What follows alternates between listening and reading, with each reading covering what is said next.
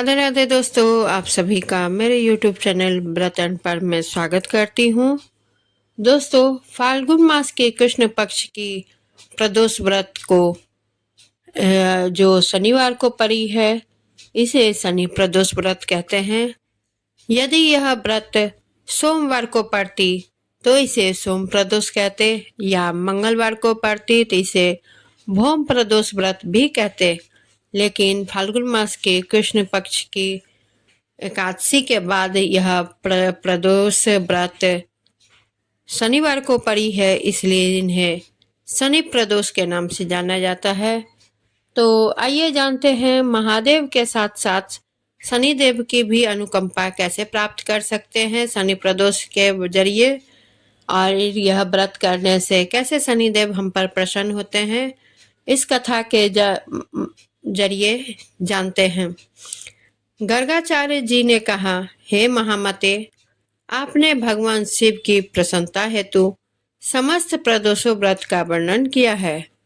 कृपया अब शनि प्रदोष व्रत की महिमा का वर्णन करें।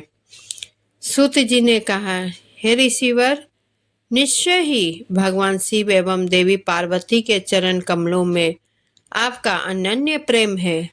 अतः मैं आपके समक्ष शनि त्रयोदशी व्रत की विधि का वर्णन करता हूँ। आप ध्यानपूर्वक श्रवण करें। प्राचीन कथा के अनुसार किसी ग्राम में एक निर्धन ब्राह्मण अपनी पत्नी सहित निवास करता था। एक दिन अपनी निर्धनता एवं दरिद्रता से व्यतीत होकर उस ब्राह्मण की पत्नी शांडिल्य ऋषि के समक्ष पहुंची तथा उन्हें नमन करते हुए उनसे कहा, हे मुनिराज, मैं अत्यंत दुखी हूँ। मेरे दोनों पुत्र आपकी शरण में है। मेरे ज्येष्ठ पुत्र का नाम धर्म है, जो कि एक राजपुत्र है, तथा कनिष्ठ पुत्र का नाम व्रत है। हमारे जीवन में घोर दरिद्रता का वास है। हमें नाना प्रकार के कष्टों ने घेर लिया है। हे ऋषिवर, आप ही हमारे दुख एवं कष्टों का निवारण कर सकते हैं। कृपा करके उत्तम जीवन की प्राप्ति हेतु हमें कोई मार्ग बताएं।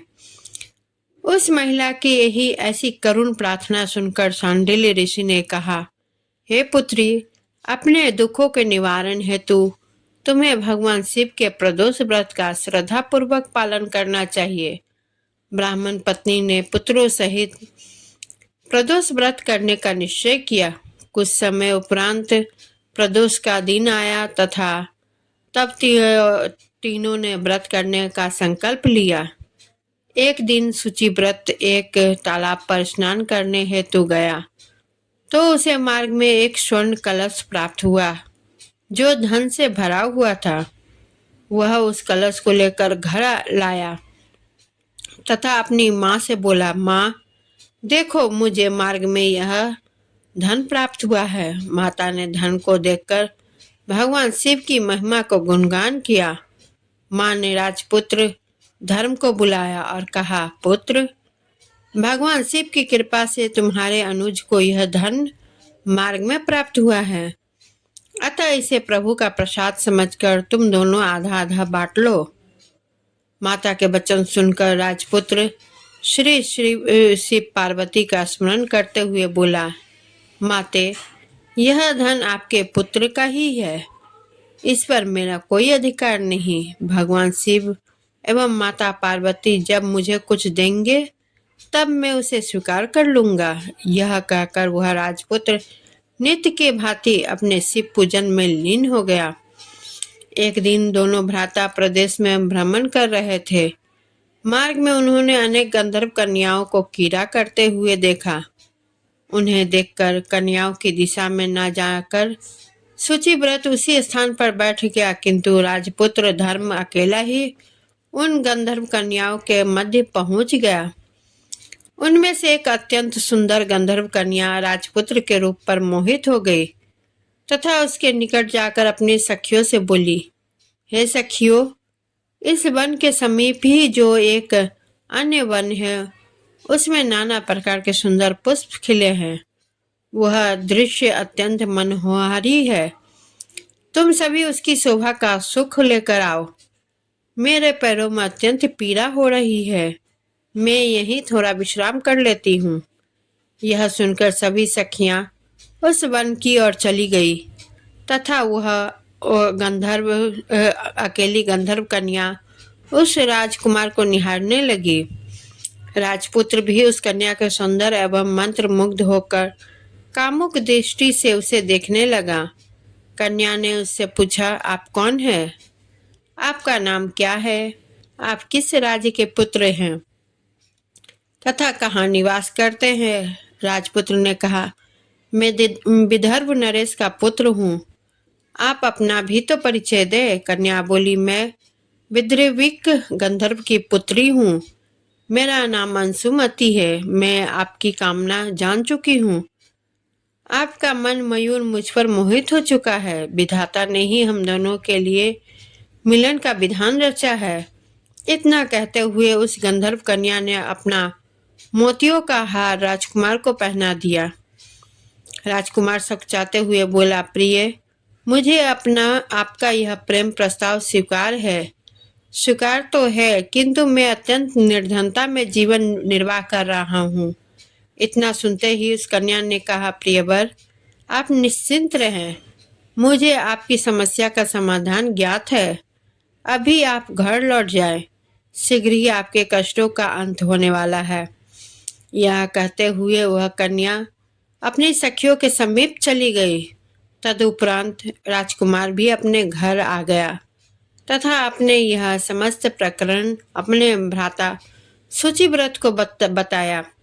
इस घटनाक्रम के तीसरे दिन राजपुत्र धर्म अपने भ्राता शुचिव्रत सहित उसी वन में पहुंच गया। कुछ समय उपरांत ही वहां पर गंधर्वराज अपनी कन्या को लेकर पधारते हैं। गंधर्वराज बोले, मैं भगवान शिव के दर्शन करने हेतु कैलाश पर्वत पर गया था। शिव जी ने मुझे बताया कि हे गंधर्वराज, धर्मगुप्त नाम का एक राजपुत्र है जो वर्तमान में घोर दरिद्र एवं निर्धन हो गया है। उसके शत्रुओं ने उसे राज्य से निष्कासित कर दिया है। वह मेरा अनन्य भक्त है। तुम पुनः राज्य प्राप्त करने में उसकी सहायता करो। अतः भोलेनाथ की आज्ञा से मैं यहाँ उपस्थित हुआ हूँ। मैं अपनी कन्या को भी लाया हूँ। यह आपसे विवाह की इच्छुक है। आप इसे स्वीकार करें। मैं आपको पुनः राज सिंहासन एवं पर प्रतिष्ठित होने में आपकी सहायता करूंगा। तदुपरांत राजकुमार धर्मगुप्त ने उस गंधर्व कन्या से विवाह कर लिया। गंधर्वराज ने अपनी कन्या के विवाह में अमलुक धन संपदा आदि प्रदान की, जिसे प्राप्त कर राजकुमार धर्म अति प्रसन्न हुआ। तदंतर अपने ससुर की सहायता से उसे उसका राज भी पुनः प्राप्त हो गया तथा वह सुखपूर्वक शासन करते हुए उत्तम जीवन व्यतीत करने लगा। इस प्रकार भगवान शिव की कृपा से उस ब्राह्मणी के दोनों पुत्रों का जीवन धन्य धान्य एवं सुख समृद्धि से परिपूर्ण हो गया। दोस्तों, यह कथा कैसी लगी आप सभी कमेंट करें और वीडियो को लाइक शेयर करें। चैनल को सब्सक्राइब करें और बेल आइकन को क्लिक करना ना भूलें, क्योंकि बेल आइकन को क्लिक करने से ही आपको मेरी नई वीडियो का आपको मिल जाएगा। और इसी के साथ मैं विदा लेती हूँ। धन्यवाद।